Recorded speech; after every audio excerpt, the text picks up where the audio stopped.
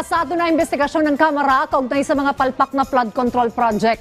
15 kontratista na nasa listahan ni Pangulong Ferdinand R. Marcos Jr. kabilang sa iimbestigahan.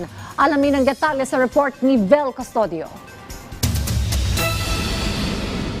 Kasado na ang pagdinig ng Kamara kaugnay sa anomalya umano sa flood control projects. Ayon kay Chairperson Terry Ridon, gugulong ang investigasyon ng House Tri-Committee on Infrastructure sa loob ng 2 linggo. Ito ay binubuo ng Public Works, Public Accounts at Good Governance. Kasama sa sisilipin ang 15 kontratista na nasa listahan ni Pangulong Ferdinand R. Marcos Jr. at sa mga undercapitalized firms.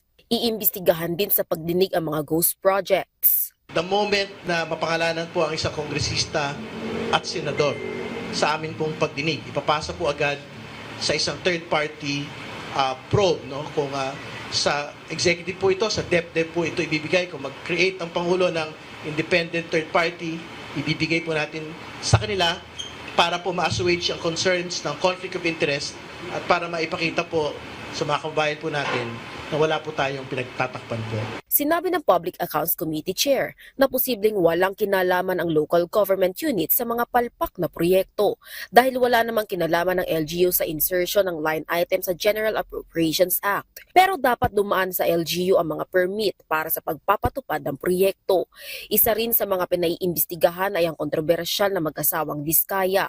Si Sara Diskaya at ang kanyang pamilya ang itinuturong nagmamay-ari ng Alpha and Omega General Contractor and Development Corporation at St. Timothy Construction Corporation.